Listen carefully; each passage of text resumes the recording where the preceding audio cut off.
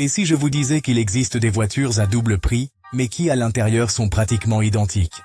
Même moteur, même plateforme, même transmission, mais avec des étiquettes de prix qui semblent venir d'une autre planète. Vous vantons une meilleure voiture ou juste une meilleure histoire?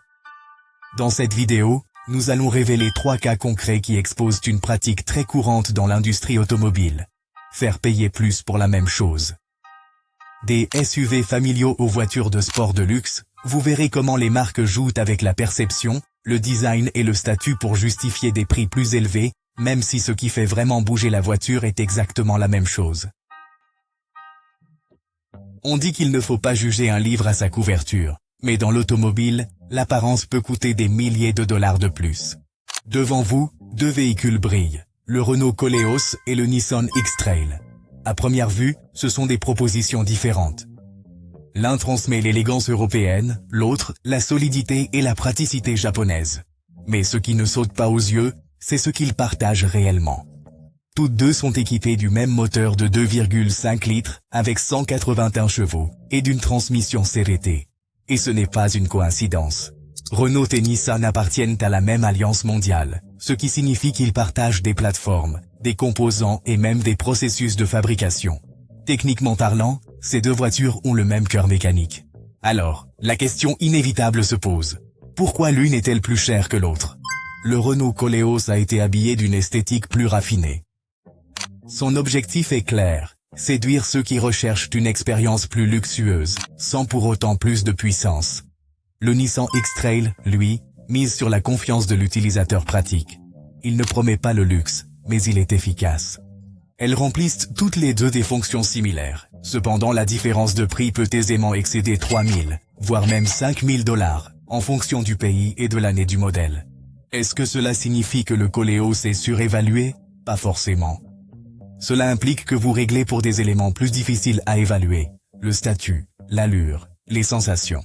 Le Koleos mise là-dessus, sur le fait que, lorsque vous prendrez le volant et que vous sentirez les finitions douces, vous oublierez entièrement que son cœur mécanique est exactement le même que celui d'un SUV plus modeste. Et c'est là que réside le plus intéressant. Bon nombre d'acheteurs l'ignorent totalement.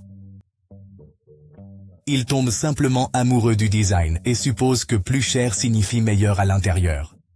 Si vous êtes de ceux qui recherchent la vraie valeur pour chaque dollar investi, il est bon de regarder au-delà de l'emballage, car ce qui vous motive vraiment ne doit pas toujours coûter plus cher. Jusqu'à quel point seriez-vous prêt à débourser pour le rugissement d'un moteur? Alors que vous pourriez entendre ce même rugissement pour beaucoup moins cher. Bienvenue dans le monde du luxe extrême, où les emblèmes valent bien plus que les composants, et où un même moteur peut mener 2 existences radicalement distinctes. Une vie raffinée et sportive pour une Audi, et une vie d'un luxe brutal pour une Lamborghini. Parlons de l'Audi RSQ8 et de la Lamborghini Urus. Toutes 2 sont équipées d'un moteur V8 biturbo de 4 litres. Ce n'est ni une coïncidence, ni une lointaine inspiration. C'est exactement le même bloc moteur, développé au sein du conglomérat du groupe Volkswagen, lequel est propriétaire des 2 marques. Pourtant, la différence de prix entre ces véhicules peut dépasser les 100 000 $. Alors, où est la véritable différence? Certains diront que la Lamborghini Urus a un réglage fin différent. Plus basse, plus large, plus agressive, l'Audi RSQ8 offre des performances presque indiscernables de l'Urus. Accélération, confort, plateforme, identique.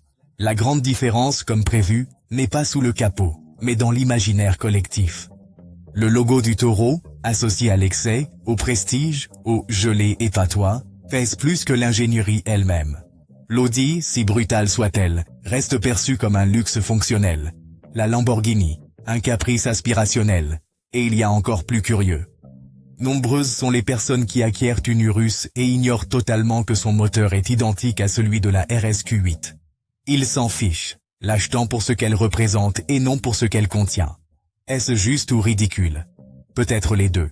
Maintenant, que diriez-vous si je vous disais que cette voiture économique que vous avez vue dans la rue partage le même moteur qu'une autre considérée comme premium? Le Volkswagen Nivus et l'Audi A1. Les 2 véhicules sont équipés du même propulseur, un moteur 1.0 turbo à 3 cylindres, d'une puissance d'environ 115 chevaux, et il est associé à une boîte de vitesses automatique à 6 rapports. De plus, ils partagent la plateforme MQBA0, c'est-à-dire la base structurelle sur laquelle ils sont construits. En bref, ce sont des frères de sang. Techniquement, très similaires.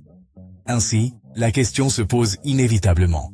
Pourquoi l'Audi A1 coûte-t-elle jusqu'à 10 000 $ de plus que le Nivus, si, à l'intérieur, ils sont identiques?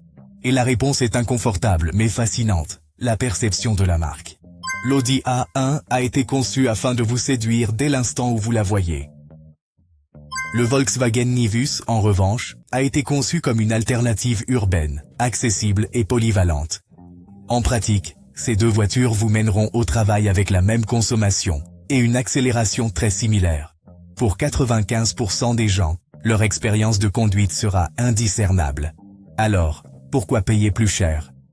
Car l'Audi A1 n'est pas vendu comme une simple voiture, mais comme une déclaration, un symbole, un « je suis là », et le Nivus, même s'il transformait l'essence en or, ne peut rivaliser, car il n'en a pas l'ambition. Cette stratégie courante dans l'industrie révèle une chose puissante. La valeur d'une voiture n'est pas toujours dans son moteur, mais dans son emballage émotionnel. C'est là que les marques gagnent ou perdent. Dans l'automobile, on ne paie pas toujours pour ce qu'on reçoit. Souvent, on paie pour ce qu'on croit recevoir. Ce que vous venez de voir n'est pas un hasard. C'est une stratégie délibérée, conçue par des marques qui comprennent parfaitement le fonctionnement de notre esprit au moment de l'achat. Quand une marque investit des millions en design, pub, expérience utilisateur et visuel, elle ne le fait pas juste pour vendre une voiture. Elle le fait pour vendre un statut, une distinction, une appartenance, quelque chose qui ne se mesure ni en chevaux, ni sur une fiche technique.